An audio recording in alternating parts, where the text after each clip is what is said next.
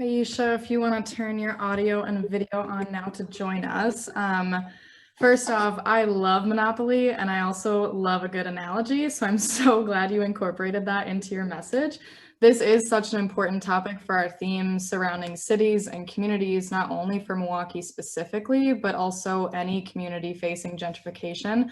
So for our attendees, remember if you have questions for Aisha to drop them in the Q&A tab below, but we'll get started first with some questions that our team has for you. Yeah, and before we jump into the questions, do we want to give Aisha a chance to introduce themselves? Yes, absolutely. Yeah, I'm Aisha. Some people might know me as Ish. My artist moniker is Ish Works. I'm a local muralist, fine artist, mostly doing murals, and graphic designer. So yeah, I'm really passionate about this stuff and I welcome any and all questions. So Awesome. Well, thanks so much for being here tonight. Our first question that we have from the team is, what are political courses of action people can take to prevent gentrification? I mean, I think first it starts on an individual level, right? The most political revolutionary thing that you can do is really think about the ways that you can integrate change in your everyday, whether it's shopping somewhere or whether you deal with something in your employment that can help elevate others. The other thing would be is to just get really engaged within your own communities, really be aware of the issues in the greater Milwaukee area and any city that you live in, really contacting your representatives and asking them really hard questions. Yeah, I think that's the biggest thing, is just showing up, asking questions, and, really addressing the issues within your own experiences. Yeah, that's all really great advice. Our second question is, what projects do you currently have in the works? There's a really, really big one coming up, and I don't know how much I can talk about it right now. It is, I'll just say that it's with a really big local sports team, but it's in service to and celebration of the LGBT community in Milwaukee. So I guess right now what I can say is you can find me on Instagram at Ishworks, and I'll be updating in the next few days. Actually, I'll be working on the first piece of it. And I believe this piece will be auctioned off to a charitable organization of some sort. And then a mural will follow that at some point in June. So.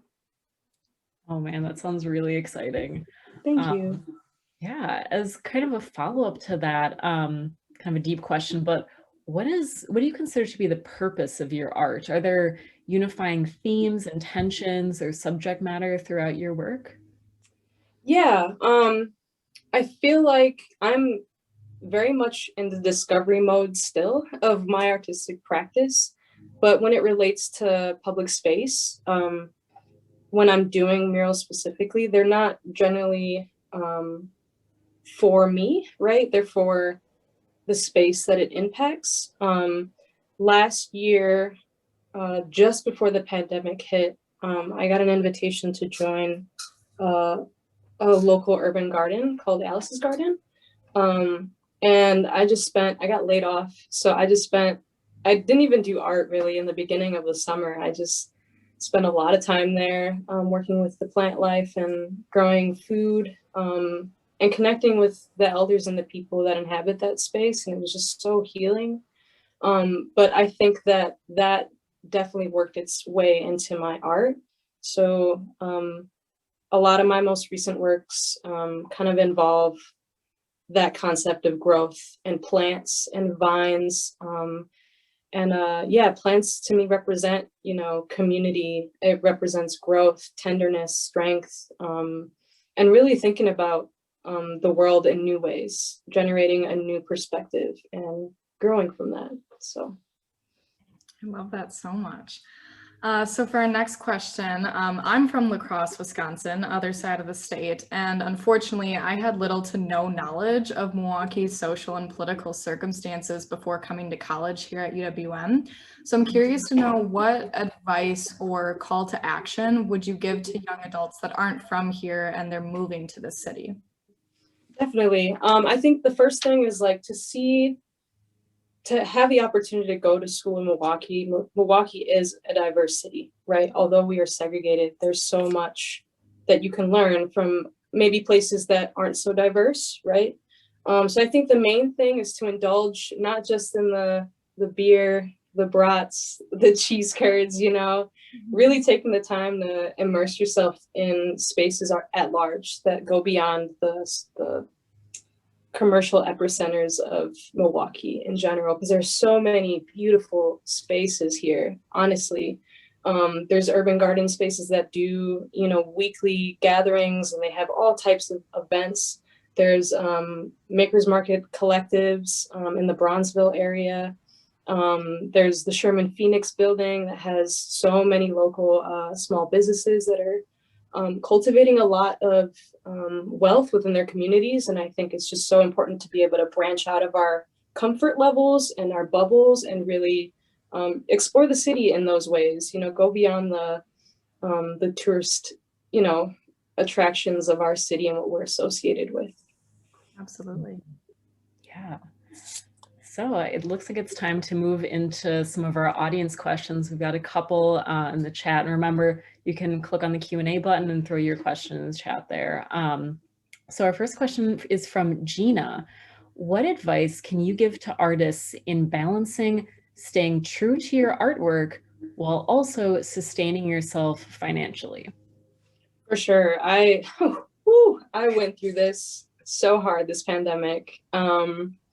I was one of those people that was like, got laid off and I was like, okay, well, I'm just gonna start my creative business, whatever. And obviously had a lot of help from the pandemic, unemployment and things like that. So that really helped out. But most recently, I did have to really bring it down to the roots of like, okay, how can I both secure a sustainable income for myself while also not neglecting the my community at large, you know, especially when I'm putting work up in a public space. So for instance, this recent opportunity kind of came up and I was really in my head about it, you know, but once I got into the work of it, like doing the research, the history of our LGBTQ plus community, and how it connects to my own story as a member of that community. And, you know, just talking to my friends, my chosen family about how they feel about that space. And I think it's a really awesome opportunity to challenge myself in creating that balance, you know, of like, I really had to be solid with the people who are contracting me about what my intentions are and that they need to be met, especially if I'm directing that effort as the artist. And also, I think apart from that, on an individual level outside of my own experience, there are people in this city that are so willing and open to share the resources and being able to establish yourself and being able to really outline your message and your mission so that you stick to it, but you can also utilize that platform in order to sustain yourself, you know, and just really making clear to people that your work is valuable. Our work is valuable. You know, our work is always leveraged. And unfortunately, we end up on the bottom of the totem in terms of, you know, equity. So I think it's a process. I'm not saying it's easy, you know, I had to, myself had to really peel back the layers of, you know, shame when it comes to like being like, okay, this is like how much time these things take me. This is my heart and soul. And that is worth something, you know, that is definitely worth something because it influences everything, you know, it influences culture, public policy, all types of things, even if it's not from a standpoint of like, I'm creating this from the community. For some people, it's like my existence is that resistance, right? My expression is that. And that is amazing and it's in and of itself. And people should, you know, support that heart's work because you're really intimately putting yourself out there. And people, businesses, communities, you know, galleries shouldn't take that for granted. Absolutely, yeah. Another question we have from our audience, how can artists resist displacement? Where is the support for them? For sure. This is actually something that's been coming up a lot in my particular community. I spent most of my childhood in between the Harambe and River West areas. And a lot of people have been asking these questions for a very long time, especially most recently. Again, it's getting in touch with your older people, like, and also really talking to your neighbors, connecting with your neighbors and creating an alliance. Because honestly, if we try to do these things on our own, it's really hard because we're dealing with people with a lot of money, a lot of resources. And so I think people power is the main thing, you know. I was going to say something else and I forgot. Oh, there is a new concept that I've been hearing about recently, especially within my own community group, about a tenant and like housing union, pretty much. So again, it's that banding together. It's showing up at your neighborhood improvement meetings. It's just attending like those, you know, even those small neighborhood gatherings. You get to talking with people the more and more, and you understand the issues that are underlying some of the things in your neighborhoods. And, you know, that's the main thing, is connecting on the ground level with people and showing up. We always love a good call to action. Thank you for that. Yeah. We have a question from Montserrat Baraves. If you had no financial or time restraints, what would you be doing right now? Oh, that's a good question. That's a really good question. I think that I've been thinking about this a lot, and it's gonna happen this summer at some point, but I've been wanting to put together like a rotating wall sort of situation for the youth in the city.